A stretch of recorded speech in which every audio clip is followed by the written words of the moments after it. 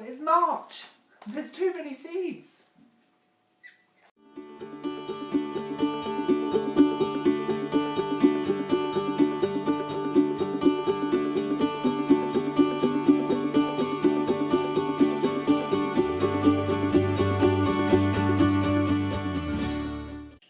And this, everyone, is why we need a planting plan, because I have thousands of seeds here and I want to sow them all.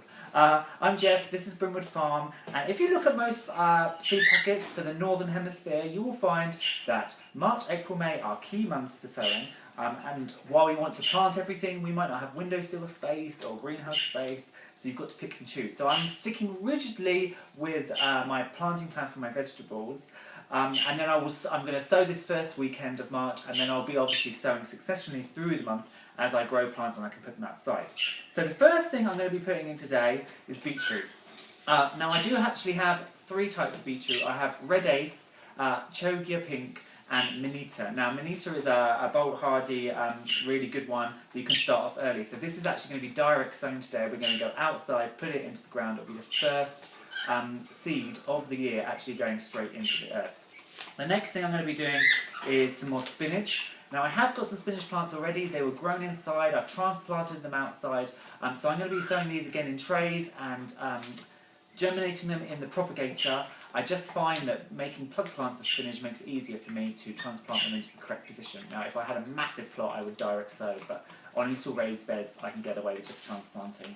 And then the final plant I'm going to be putting in today is actually another cut flower. It's Alchemilla, also known as lady's mantle or giant molly. It's brilliant as a cut flower, but also the leaves are these big round leaves with these gently fluted edges, and they catch rain and it looks like jewels. And come on, this is Britain, we get a hell of a lot of rain, so this is going to be great too. So I'm going to also put some of this in the propagator. So there is a ton to do, so we better get going. Now the first thing to show you are the spinach. So the first spinach of the year are in. There's a few rows now. I'm planting in the bed that I created last year beneath my cordon trees. These are very young cordon trees, and actually this was quite exciting. I noticed this morning, or is it not going to focus? The first buds are starting to come out on this little apple. So that's quite exciting. Then I've also got the first lot of the pak choi are in here. I pulled out kale, refreshed the soil. I was going to try and keep my kale over 2 years, but as you can see, they're starting to want to flower. So I've just snapped out the flowering stalks, but they are starting to flower, you can see in here. So I'm going to have to finish off these lovely bushy kale plants. I'm eating a hell of a lot of kale at the moment, and then plant some more for, thanks Barry, for the coming season. So this is the beetroot bed. The chard will come out later. It's going to be the beetroot and the radish bed. So let's get on with some beetroot.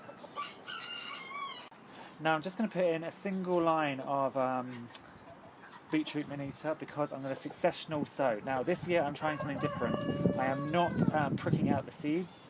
I'm using the Charles Dowling method of just leaving the seeds, here they are, all in place. So if you get several plants out of a single seed, you will leave them and then you just twist off the bigger beet. So I'm going to do a single row, and I found my dibber. So now with a raised bed I put them right on the edge, because you can fit in more rows that way.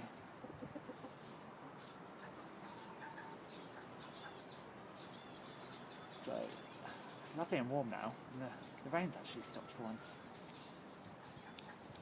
Right.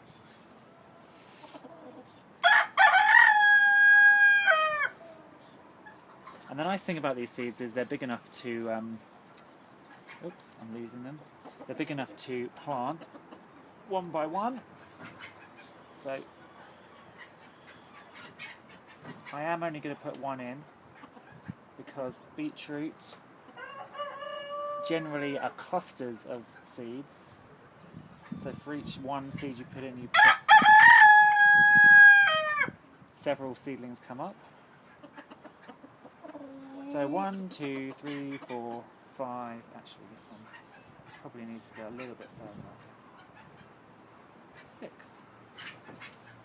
Cover those over. Oh, only 6 plants. You know what? Let's do another row. So here, so we'll do another one.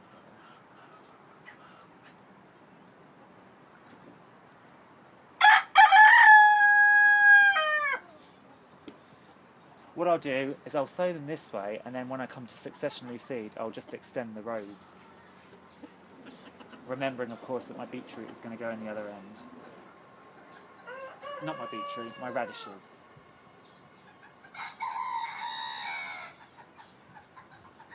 And then if I do 2 rows, I can probably fit 6 or 5 rows across. So I can do 2 rows of Minita, because they're a good all-rounder.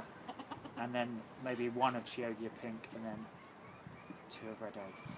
So, all done. I'll put these back in the packet, and let's go and do the spinach. Now, in terms of seed planting, you have seen it many times before, so I'm going to whiz through it. I'm just going to show you the spinach. So this is spinach Apollo. It's a baby leaf spinach, and I'm going to be using it not only to sell on its own, but hopefully to include it in the salad mix. And then I'm also going to be doing spinach Madania, and that's a larger leaf spinach, and then I'm hoping to sell that as a separate crop, so it would be just spinach with that one. And then the Alchemilla, they haven't got a picture of it, but this is the packet. It's from Dobie's. It's part of the Rob Smith range, so it's good for a cut flower. So if you've not seen it before, what I do is I fill the butler sink with lukewarm water. I leave my trays to soak for a little bit. They're packed down really hard by using 2 types, and then I push down and pack all the soil down. And then I just sow. Now all of these seeds are big enough to direct sow, so I'll be using my dibber, and I'll just be dibbing this way. So let's get going.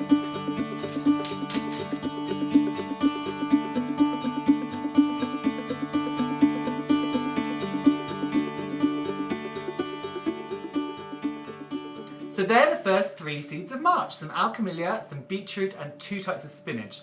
Now I'll put those pots into the propagator just so they get a little bottom heat, so they can start off going well. And the rest of the weekend is going to be hectic because I have got loads of little plants to pot up. I need to make sure those newly transplanted plants into the garden are also looking after. Behind me, there is the incubator. Now that is a new incubator, and it's due to start hatching from tomorrow through till Monday. Monday is day 21. Now I'm a little bit concerned because I canned the eggs yesterday and the air cells aren't very big, and also the chick development isn't quite as far along as it should have been. So I'm wondering whether there might have been a slight malfunction with the temperature. So let's keep our fingers crossed and we do get chicks, because it would be horrible to have 3 weeks incubation and then nothing really happens and they all die at the end. And it's Britain, so it's going to be raining all weekend, typical. So I'll see you on Monday for Monday Magic. Hopefully, fingers crossed again, it might be chicks. And then I'll see you on Friday for a regular video. Have a fantastic weekend, and I'll see you again soon. Bye!